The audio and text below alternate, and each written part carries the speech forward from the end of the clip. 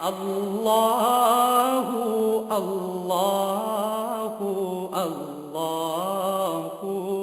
ایک صاحب نے سوال کیا ہے کہ ایک عورت نے طلاق کے بعد عدت گزارے بغیر دوسرا نکاح کر لیا اور دوسرے شوہر سے ایک بیٹی بھی ہو گئی، اب وہ عورت پچھتائی ہے اور کفارے کی صورت معلوم کرنا چاہتی ہے کہ دوسرا نکاح کس طرح جائز ہوگا۔ دیکھیں، عدت کے اندر نکاح کرنا یہ جائز نہیں ہے، حرام ہے بالکل، اور قرآن کریم کی صریح نص ہے، قرآن کریم کی صریح آیت ہے جس میں اس سے منع کیا گیا ہے،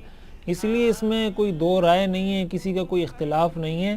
اس لیے عدت میں نکاح ہوتا ہی نہیں ہے۔ اگر کسی نے اس طرح نکاح کیا ہے تو وہ نکاح نہیں ہوا، اس کا طریقہ یہی ہے کہ اب ان کو دوبارہ نکاح کرنا ہوگا، اور نکاح کرنے کے بعد وہ ایک دوسرے کے لیے میاں بیوی بنیں گے، اب تک وہ میاں بیوی نہیں تھے۔ اس مسئلے کو اچھے طریقے سے سمجھنا چاہیے، ہمارے ہاں اس طرح کی چیزوں میں بڑی بے اعتدالی ہوتی ہے۔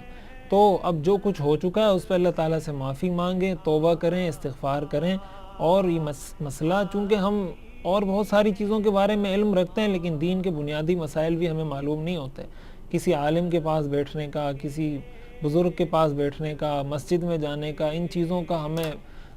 بہت زیادہ اہمیت نہیں دیتے ہم ان چیزوں کو، اسی لیے اپنے بچوں کو بھی نہیں جوڑتے مسجد سے۔ نتیجہ یہ ہوتا ہے کہ اس طرح کی چیزیں سامنے آتی ہیں، اور ظاہر ہے یہ وہ چیزیں ہوتی ہیں جس کی وجہ سے پھر پریشانیاں بھی آتی ہیں، پھر تکلیفیں بھی آتی ہیں، پھر لوگ کہتے ہیں فلاں نے جادو کر دیا، یہ کر دیا، وہ کر دیا۔ اپنے اعمال کی طرف توجہ دینی چاہیے۔